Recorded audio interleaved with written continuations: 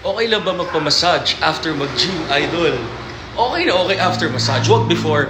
Kasi pag before, sobrang relax yung muscles. Baka ma-injured ka. Kasi syempre bubuhat tayo mabibigat na poundages. Tapos kung first time mo mag-workout, sumakit ka to mo, nasobrahan ka. Dapat kaunti lamang, out of 10, dapat mga 2 lang. Kasi pag mga 3 to 5, injury yan, baka magkalagnat ka pa. Tapos update sa taho. Naubos ko yung taho, nakita nyo isang malaki na lagyan sa isang araw. Tapos ngayon, naubos ko na yung pangalawang ganun. So mga 15 na taho daw yun. Ang 5 Arnival, kasarap nga naman. Asa na pa yung tanong, masasabi ko sa mga ibang fitness influencers like si ganito, nakakatuwa na marami kayo mapupulot na aral at mga gandang content na ma-apply nyo sa fitness journey nyo, sa health journey nyo. Diba? Pati mga doktor nga lahat, pati mga nutritionist. So malaking bagay yan. And then, bakit di kayo mag-collab kay ganito? Lahat kasi yan, parang trabaho, may bayad yan. Tsaka may right sa kanta. So, malalim na usapan niya, may mga professional fee na yan. Tama kayo, mali ako na your doctor. Do what works for you. Happy, healthy guys. God bless.